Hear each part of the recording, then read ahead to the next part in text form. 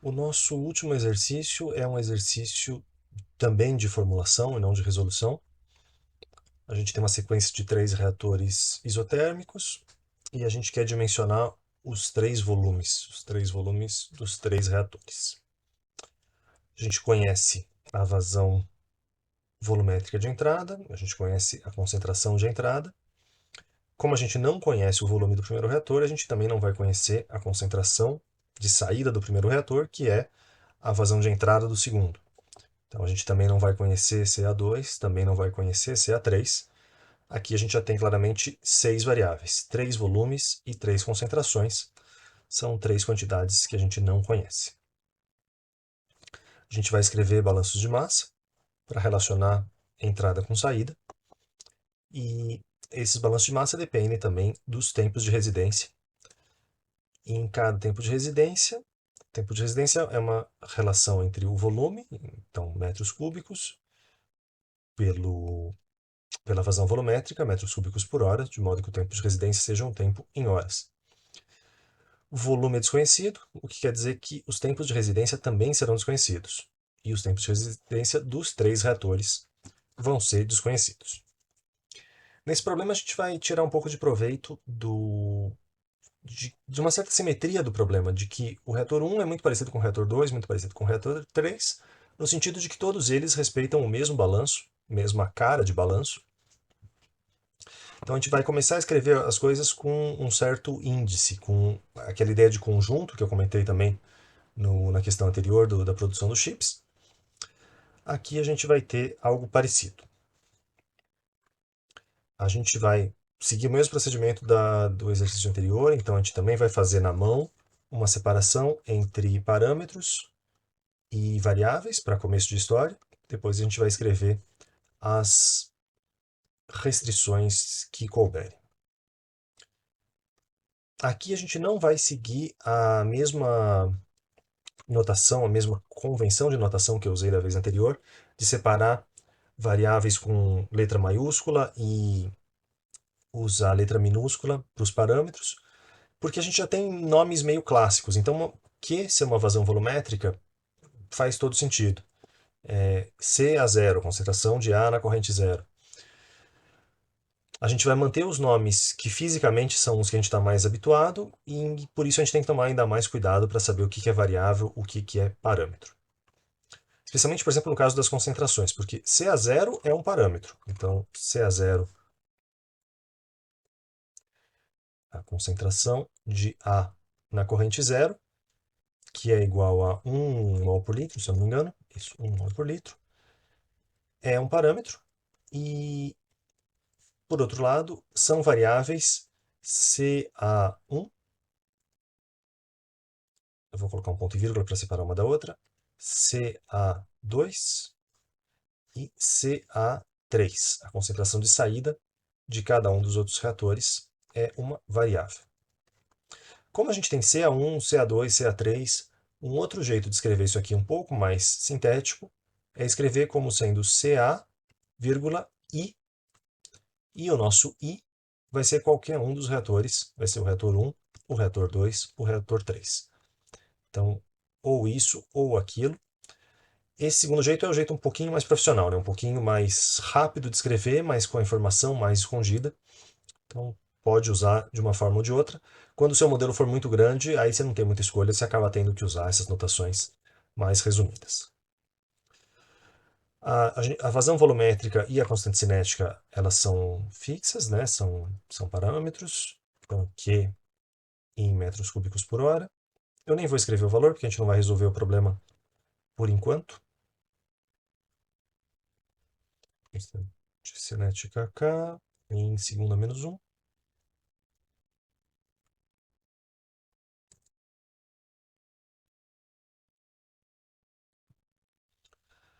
Aí a gente tem os 3 volumes. Então a gente tem como variáveis o volume I, também com o I valendo 1, 2 ou 3. Os volumes em metros cúbicos são 3 volumes. Se a gente tem 3 volumes, a gente vai ter 3 variáveis também, os 3 tempos de residência, os meus tau I igual A1, 2 e 3, tempos de residência em horas. Bom, essa é a visão geral e vamos então às nossas... Podemos passar às nossas restrições. Vamos falar agora das restrições.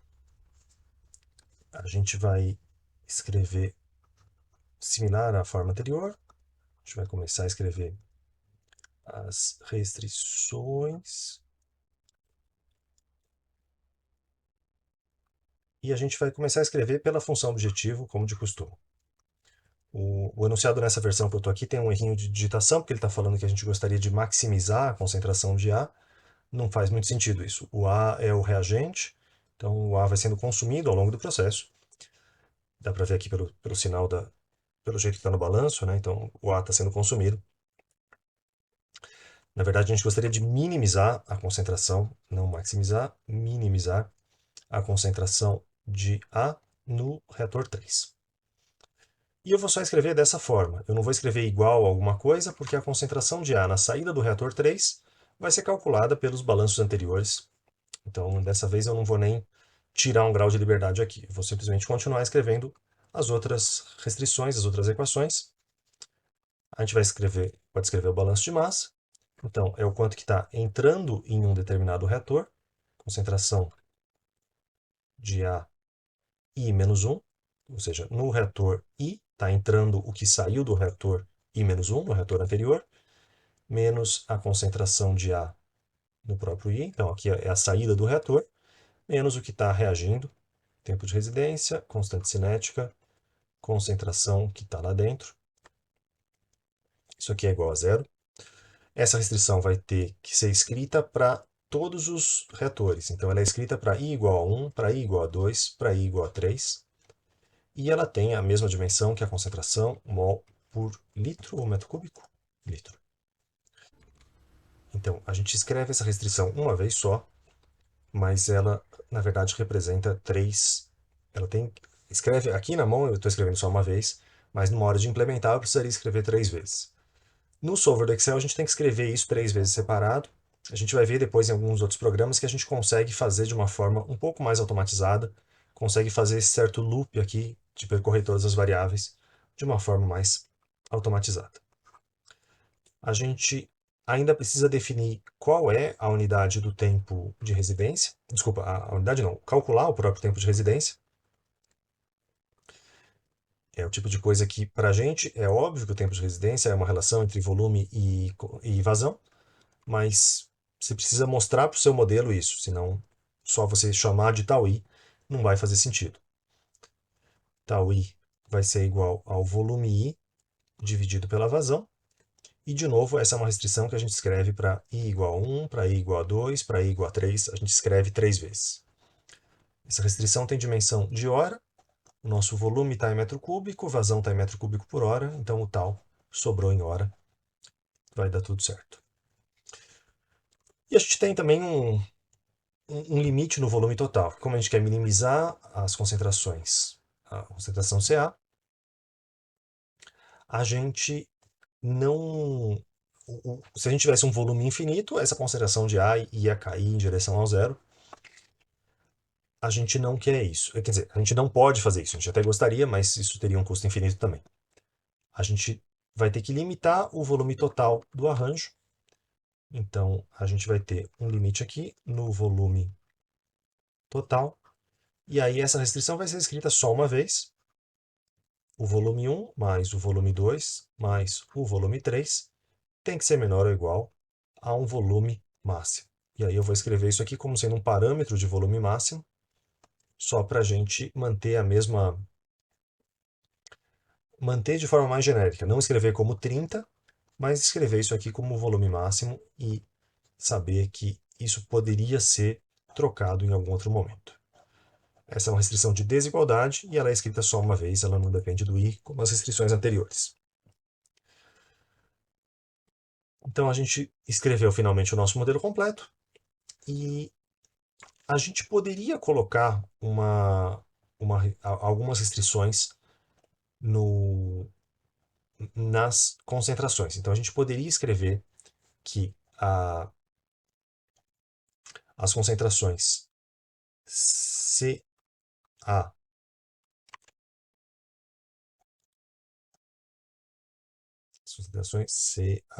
CAI, elas têm que ser maiores ou iguais a zero. Então, esse aqui seria simplesmente um ponto de limites. As concentrações têm que ser maior ou igual a zero. Mas esse é o tipo de restrição que pode acabar sendo satisfeita implicitamente. Isso aqui vale também para todos igual a 1, 2 e 3. Né? O CA0 já é constante, mas o 1, 2 e 3 é calculado. Se você tem, por exemplo, um CA0 vale 1, o CA1 vai cair um pouco, sei lá, para 0,8, esse aqui vai cair para 0,5, esse aqui vai cair para 0,1. Mas como isso aqui vai tendo um decaimento exponencial, ele não tem ele não precisa ter essa restrição, ele não vai baixar de zero. No entanto, a gente coloca esses limites para evitar surpresas desagradáveis. E uma coisa fundamental que a gente precisa fazer é impedir um volume negativo. Então, essa da concentração nem causaria tanto problema na hora de resolver. Mas se eu tivesse esquecido de colocar que os meus volumes são maiores ou iguais a zero, aí sim eu estaria tendo um problema. E essa restrição de volume também tem que ser válida para 1, 2 e 3. Então, sempre lembrar essas coisas que são triviais para a gente, mas que muitas vezes a gente esquece de escrever. Das minhas variáveis, então, concentração é maior que zero, volume é maior que zero. Se eu já estou limitando o meu volume a ser maior do que zero, eu não preciso escrever que o meu tempo de residência é maior que zero, porque vai ser, por consequência vai ser. Mas, às vezes, a gente faz isso também para deixar o problema um pouquinho mais bem comportado e para evitar coisas contraditórias. Então, não é incomum a gente ter restrições que são um pouco redundantes nesse sentido, que já estariam implícitas por conta de outras restrições, mas nesses casos a gente costuma às vezes pecar pelo excesso para realmente fechar todas as portas possíveis e não ter surpresas na hora de resolver. Esse então é o nosso problema completo. Ele vai ter quantos graus de liberdade? Bom, eu tenho 3, 6, 9 variáveis, e aí eu tenho 3 equações aqui, e eu tenho mais 3 equações aqui. Então eu tirei 6 graus de liberdade dos 9 originalmente que eu tinha.